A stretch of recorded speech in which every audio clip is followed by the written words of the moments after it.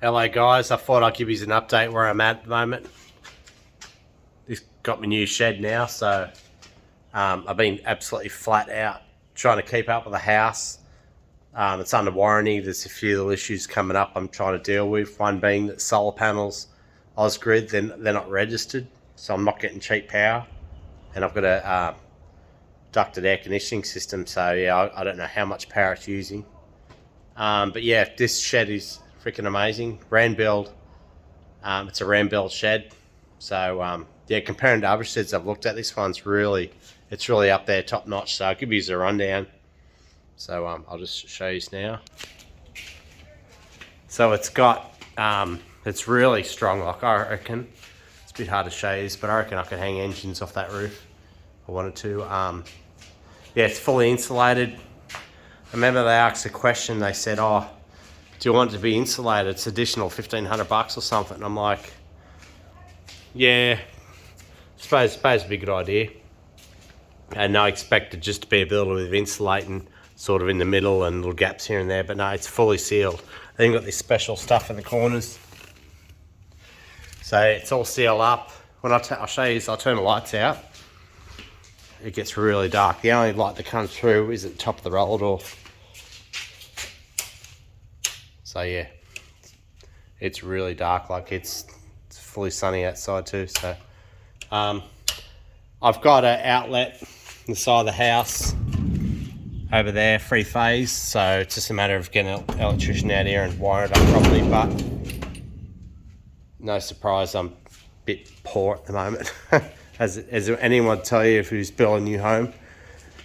So what I've done, one of my mates found a heap of this scrap material stuff here they use for building houses. In fact, my Mojo home is built with the same product.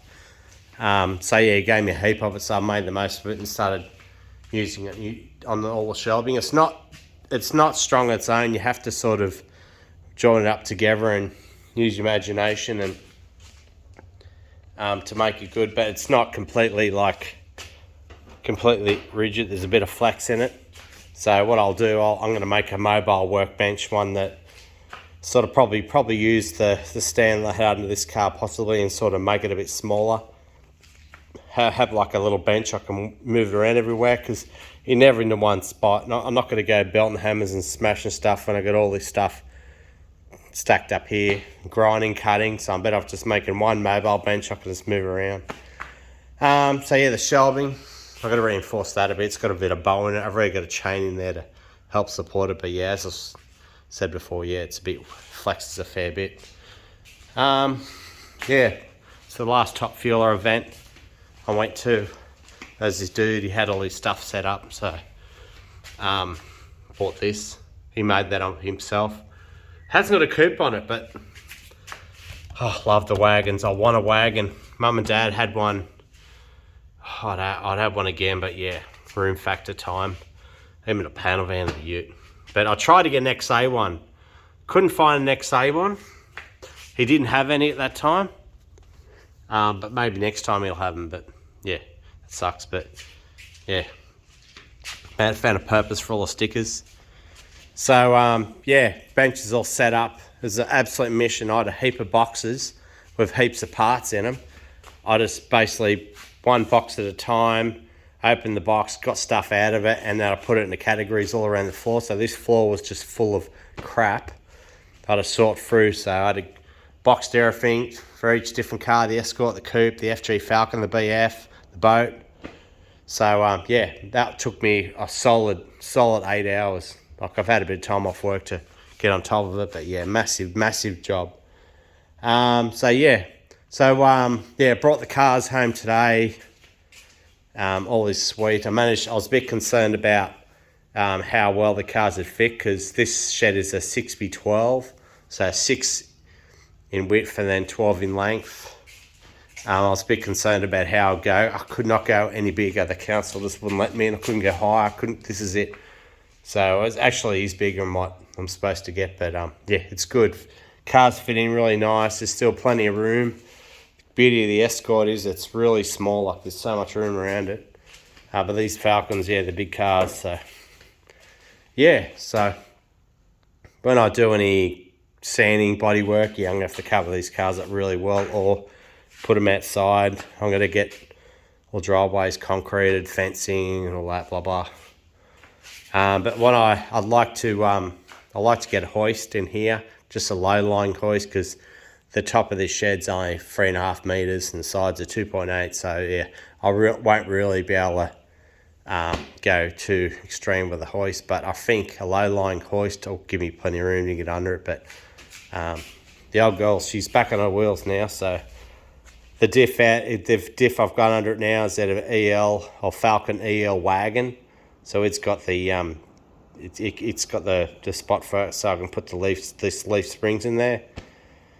They're about I think about 20 mil over track, so yeah, pretty close, pretty good. But these cars already got massive arches anyway, massive areas there in the wheel well. So yeah, just gave it a quick clean up.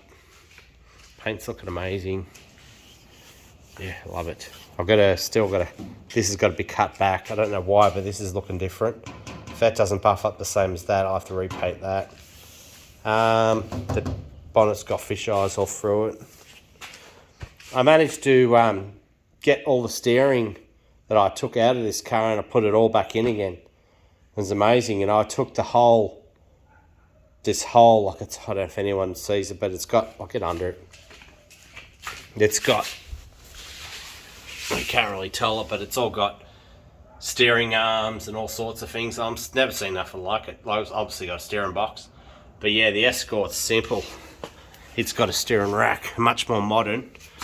I remember when I used to read magazines about the Escorts, they boasted about the steering racks and how much better they are, but just means that this, yeah, there's a lot of things that can go wrong, there are a lot of different ball joints. So yeah, there's more potential for it to wheel line and get knocked out and hit bumps in the road and stuff. But yeah, managed to get all the steering back in, suspension. Yeah, so I was able to, yeah, simply the steering column was a bit of a mission. I've lost bolts for it, but yeah, it's amazing. I was actually, people keep telling me, oh, you're going to go power steering, and I'm like, I remember driving this car around the driveway and it didn't seem too bad. I know it's like a truck and you got to turn and turn and turn, but honestly, I couldn't care less about performance. I just want this car to sound nice and look good, so, and bring it back to its sort of former glory, except for I won't have 12 slotters. I mean, sorry, I won't have option 52 road wheels. I want to get 12 slotters on it, but that'll happen in time. So yeah, that's where I'm at. G6E turbo. That thing has been, I haven't had it started or done anything. The biggest problem I found with this car is that when you park it up for a long time, you don't just turn the key on and try to start it. You turn the key on, let everything power up, let it do its thing for like 3 to 5 minutes, and then start it up, and she's sweet. And one time, as soon as I got the ignition lights, I started up. I blew the front headlight globes. They blew out. The cluster stopped working, so I had to pull that apart and fix it. Yeah, just all these. It just gets these electrical gremlins. So it's a good thing now it's in here. I'll keep in here now and just watch over it and start it up every now and then. But yeah, she's got like 1/3 tank of fuel in it. So the Escort, it's got severe oil leaks. I have to get onto that.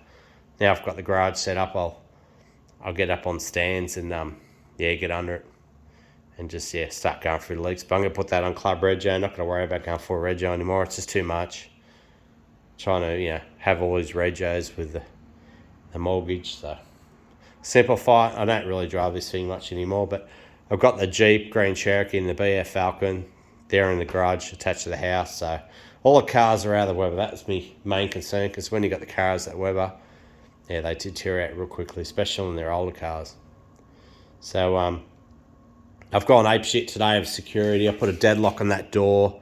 I actually welded the lock onto the door, like it just went extreme. Because I know, there's ways that thieves go around to get these, getting around doors and stuff. So there are all these sheeting on the wall. It's common knowledge. I spoke to Rambill. They said, they can just undo the tech screws and get in. I'm like, that's not good enough.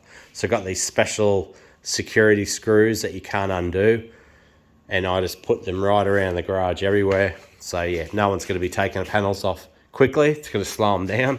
So I'm going to put security bollards in front of the cars, and then I'm buying a U-Butte security CCT system for this shed.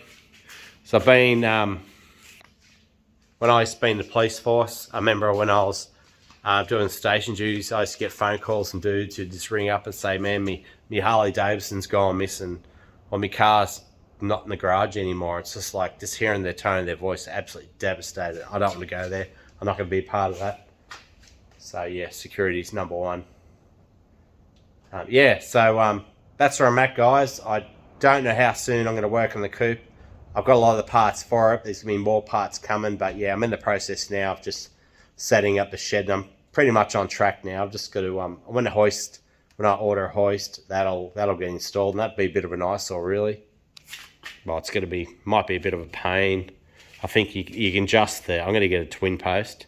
There's plenty of slab for it to be reinforced in there well, but yeah, I think it should be all right. But everyone's telling me it's going to be really good for me, because then I can get under it properly and yeah, not struggle so much. So yeah, thanks for watching, guys. I'll hopefully have another video up the next 6 weeks, 2 months or so. But yeah,